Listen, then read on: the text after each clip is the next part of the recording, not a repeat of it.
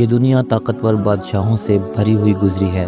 کچھ بادشاہوں نے ظلم کیا، کچھ نے انصاف، لیکن ایک بادشاہ ایسا بھی تھا جس نے اللہ کی بنائی ہوئی جنت کی نقالی کی۔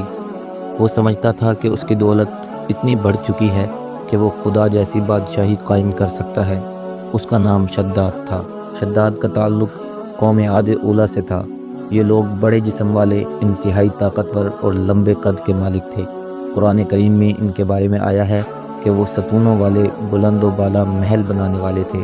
یہ پہاڑوں کو تراش کر گھر بناتے، مضبوط قلعے بناتے اور اپنی طاقت پر گھمنڈ کرتے تھے، لیکن ان کے دلوں میں ایک بڑی بیماری تھی: تکبر، غرور اور نافرمانی۔ حضرت ہود علیہ السلام کو اللہ نے انہی کی طرف بھیجا، لیکن قوم نے کہا، ہم سے زیادہ طاقتور کوئی ہے کیا؟ ہم ہوا کو بھی روک دیں۔ یہ قوم غرور میں ڈوب چکی تھی، اور اس قوم کے سب سے طاقتور بادشاہوں میں سے ایک تھا شداد۔ شداد صرف بادشاہ ہی نہیں تھا، بلکہ اس کا دل تکبر سے بھرا ہوا تھا۔ وہ اپنی طاقت کو خدا کی طاقت سمجھنے لگا تھا۔ ایک دن اس نے اپنے درباریوں سے کہا، دنیا میں میرے جیسا کون ہے؟ میں چاہوں تو صحرا میں دریا بہا دوں، پہاڑ اڑا دوں۔ وزیر نے چاپلوسی کرتے ہوئے کہا، میرے آقا، واقعی آپ جیسا کوئی نہیں۔ یہ الفاظ اس کے غرور کو اور بڑھاتے گئے۔ جب انسان تعریفوں میں گم ہو جائے تو وہ حقیقت سے دور ہو جاتا ہے۔ شداد بھی ایسا ہی تھا۔ ایک دن شداد کے دربار میں حضرت ہود علیہ السلام کا پیغام پہنچا۔ اس میں نیکی، ایمان اور آخرت کا ذکر تھا۔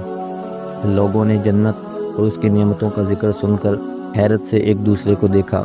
شداد نے پوچھا، یہ جنت کیا ہے؟ کسی نے کہا، وہ ایک ایسی جگہ ہے جہاں نہ غم ہے، نہ تھکن، نہ موت، جہاں اللہ اپنے بندوں کو ابدی نعمتیں عطا کرے گا۔ شداد نے طنزیہ کہا، اگر خدا جنت دے سکتا ہے تو میں بھی بنا سکتا ہوں۔ دیکھتے ہیں اس کی جنت اچھی ہے یا میری۔ بس اسی لمحے اس کے دل میں تکبر کا بیج اگ گیا۔ بادشاہ نے بلند آواز میں کہا، میں ایک ایسی جنت بنانا چاہتا ہوں جو دنیا نے کبھی نہ دیکھی ہو، جہاں سونے کی نہریں، موتیوں کے محلات ہوں، چاندی کے باغات ہوں، اور ہر چیز اللہ کی جنت سے بہتر لگے۔ وزیر حیران رہ گئے، لیکن ڈر کی وجہ سے کوئی کچھ نہ بولا۔ شداد نے حکم دیا، پورے ملک سے بہترین کاریگر، انجینئر، سنگ تراش اور معمار اکٹھے کرو۔ 40 سال بعد وہ جنت نما شہر تیار ہو گیا۔ وہ شہر صحرا کے بیچوں بیچ ایک حیرت انگیز منظر تھا، لیکن یہ سب ظاہری چیزیں تھیں۔ اس میں وہ نور، رحمت، وہ سکون نہیں تھا جو اللہ کی جنت میں ہوتا ہے، کیونکہ انسان جنت کے نام کی حکمت تک نہیں پہنچ سکتا۔ حضرت ہود علیہ السلام نے اسے آخری بار سمجھایا کہ اے شداد، یہ تکبر چھوڑ دے، اللہ کے سامنے جھک جا ورنہ تباہ ہو جائے گا۔ شداد نے غرور سے کہا، میں خدا سے مقابلہ نہیں کر رہا، صرف اس کی جنت جیسی جگہ بنائی ہے، اور میں اپنی جنت میں ہمیشہ رہوں گا۔ ہود علیہ السلام نے فرمایا، اے نادان، جس خدا کی جنت میں اس کی اجازت کے بغیر داخل نہیں ہو سکتا، وہ تیری بنی جنت کو بھی لمحوں میں ختم کر سکتا ہے۔ شداد نے ہنس کر کہا، دیکھ لیتے ہیں۔ ایک دن بڑے جشن کا اعلان ہوا۔ شداد نے کہا، آج میں اپنی جنت میں داخل ہوں گا۔ ہزاروں سپاہی، وزیر، خادم اور سازندے اس کے ساتھ روانہ ہوئے۔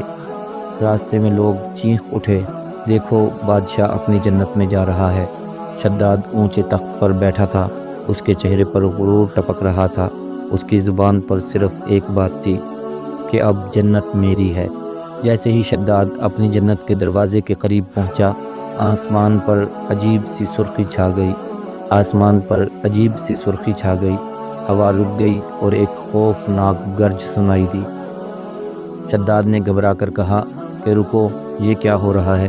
ایک چیخ، ایک دھماکہ، اور شداد زمین پر گر گیا۔ وہ اپنی جنت کے دروازے میں ایک قدم بھی نہ رکھ سکا تھا۔ اللہ کا عذاب اتنا سخت تھا کہ اس کے ساتھ ہزاروں سپاہی ایک ہی لمحے میں ہلاک ہو گئے۔ شداد کی جنت، وہ عظیم شہر، جلد ہی خالی ہو گیا۔ وقت کے ساتھ ریت کے طوفان آئے اور اس شہر کو نگل گئے، اور وہ جنت ہمیشہ کے لیے صحرا کے نیچے دفن ہو گئی۔